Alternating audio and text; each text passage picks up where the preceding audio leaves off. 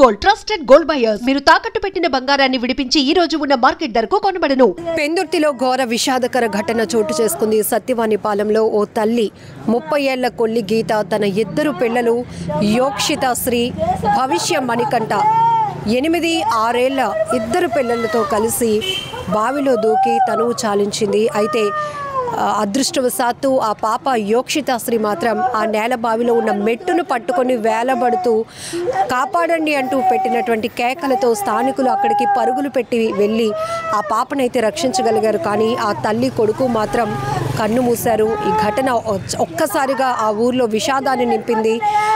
పిల్లలిద్దరి కోసం, అసలు గీత గారి కోసం ఆమె ఏడుస్తున్నటువంటి తీరు చూస్తున్నాం మనం. చాలా బాధాకరం. ఏమలేదమ్మా, వాడు రోజు తిట్టుకుంటాడు, అలాగే తిట్టుకోండు. ఇప్పుడు 5 సంవత్సరాలు బట్టి తిట్టుకుంటున్నాము, అలాగే తిట్టుకుంటాడు. పొదిలేస్తాను నా మొగుడు బయటికి చెప్పక అనేది నన్ను బయటికి చెప్పనేది, గుట్టి చెప్పనిచ్చేది కాదు. వాడు ఇలా చేస్తాను నన్ను గుట్టి చెప్పనిచ్చేది కాదమ్మా. ఏటు కొట్టోడు కాదు. ఎక్కడికేం తీసుకుపోయాడు. పిల్లలు అంత పేవరు, పిల్లలంతా అంత పేవరు. ఎందుకు నిన్న ఏం జరిగింది? నిన్న ఏటి జరగలేదు. ఫుల్ తాగేసి వచ్చి తిట్టాడు అంతే. తిట్టడమే. తిడితే మా ఇద్దరం ఏమనలేదు. మొన్న తిట్టాడు, నన్ను కొట్టేస్తుంటే మా కోడలు అడ్డుకుంది. మా కోడలు అడ్డు పడిపోయింది. సరే ఆడు కునుక్కోండు, మామయ్య అంత దీన్ని కునుక్కుపోనాము. మళ్ళీ నేను తెల్లవారు బాగానే ఉన్నాడు, పొద్దుల్లా బాగానే ఉన్నాడు. మళ్ళీ 7 మంది తాగేసి వచ్చి తిట్టాడు అంతే. ఆ మీదోళ్ళు తిడితే వాళ్ళెందుకు తిడతామని బయటకు పారిపోతే అందరితో తవ్వు తెచ్చాడని లోపలికి ఈడ్చుకొచ్చి తలుపేసాను. నన్ను బయటకు ఆడేటాను. అది లోపలుండి పోయింది. అది లోపలుండి పోతే ఏడు జరిగింది. తిట్టాడు అంతే, కొట్టలేదు అలాగని మాము ఏమలేదు. ఏంటనుకుందో ఎప్పుడైనా అనేది నాను పిల్లలే చచ్చిపోతాం, ఎప్పుడు పిల్లలో నానే చచ్చిపోతాం, పిల్లలో నేనే చచ్చిపోతాం అనేది. కానీ ఇలా చచ్చిపోద్దని నాకు ఏం తెలిసిన అమ్మా. రాత్రి అండి 12 దాకా తెలిగేసి ఉన్నాను. 12 దాకా తెలిగేసి ఉన్నాను. అలాగే ఉంటాను, అలా కాపలా ఉంటాను. అలా కాపలా ఉన్నా మరి ఆ దేవుని ఎందుకు కళ్ళు మూసేయండు. నా కోడలే, నా మనవాడిని ఎత్తిపోండు, నా పిల్లని ఎత్తిపోండు. ఆ పాప మా నూతిలో పడిపోయింది. మా నూతి మీద చెక్కలు ఎత్తే చెక్కల తెర తోసేసింది. చెక్కల తెర మా నూతిలోనే అలా పడిపోయింది అనుకుంటే మా నూతే నిలకపోండ్రు. మా నూతిలో నిలకపోతే అక్కడ పాప గోలాడుతుంది. అమ్మ తమ్ముడు గీత తమ్ముడు అంటే వీళ్ళందరూ వెళ్ళబోతానికి చచ్చిపోయింది. నా మనవరాలు ఒక్కతే మిగిలింది. లోపలే పడిపోయింది. మెట్టుకొని నెలకొన్నది, మెట్టుకొని ఉందట. గోల మా మనవరాలు తీసి బయట వీళ్ళే ఒక గొడవ ముందు నెగితే 3 అయింది తెలివి వచ్చింది. అమ్మో నేరు ఇంట్లోను, అమ్మో నేరు అనుకోనే వెళ్ళిపోను.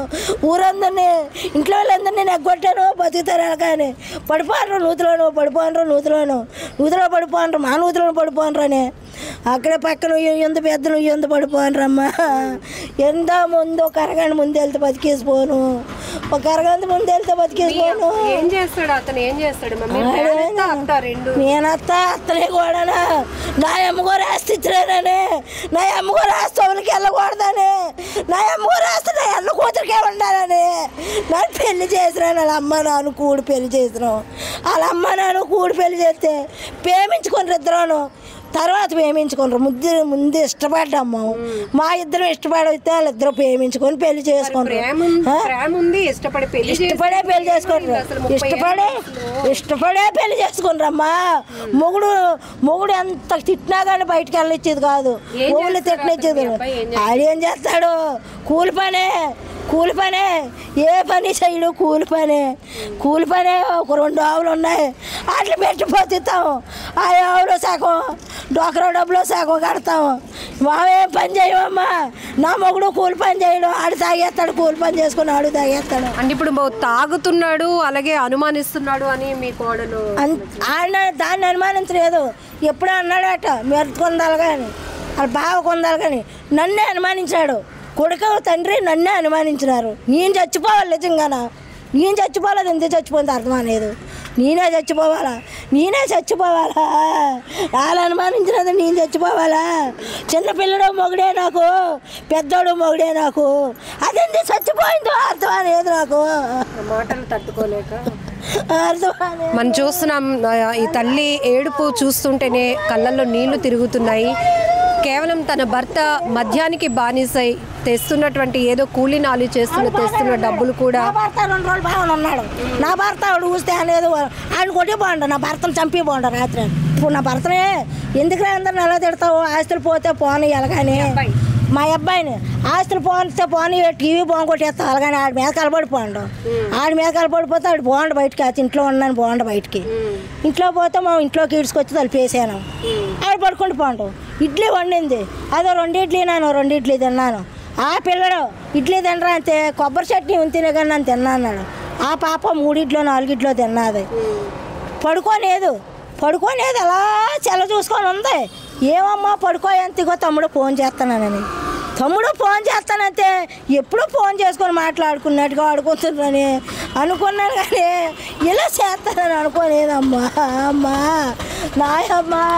కుటుంబ కలహాల కారణంగా 30 ఏళ్ల కొల్లి గీత తన 2 పిల్లలతో పాటు బావిలో దూకేసింది. అయితే ఆ పాప యోక్షిత శ్రీ మాత్రం ఆ బావిలో ఉన్నటువంటి మెట్టును పట్టుకుని వేలాడుతూ అమ్మ తమ్ముడు ఇందులో పడిపోయారు, నన్ను కాపాడండి అంటూ కేకలు వేయడంతో చుట్టుపక్కల ఉన్న వాళ్ళు కూడా పరుగున వెళ్ళి ఆ పాపనైతే బయటకు రక్షించి తీశారు. కానీ ఆ గీతని అలాగనే భవిష్య మణికంఠ 6 ఏళ్ల బాబు ఇద్దరు మాత్రం ఈ సిచ్యువేషన్లో ఇంకా చెప్పాలంటేనే ఆవిడ ఏడుపు చూస్తే బాధేస్తోంది.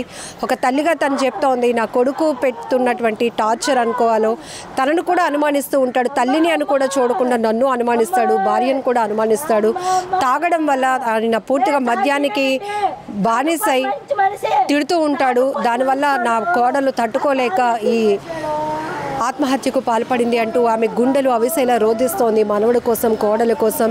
అయితే దేవుడు రక్షించాడు అనుకోవాలి. యోక్షిత శ్రీ మాత్రం బయటికి కాపాడారు. వారు కాపాడి అక్కడైతే ప్రస్తుతం ఆ అమ్మాయికి కూడా ఒక షాక్లో ఉండిపోయింది. ఎందుకంటే కన్న తల్లి 2 పిల్లల్ని అలా బావి దగ్గరికి తీసుకెళ్ళి అందులో తోసేసి తను కూడా తను చాలించాలి అనుకుందంటే ఆ సిచ్యువేషన్స్ మనం వివరించడానికి కూడా అసలు మాటలు రావటం లేదు.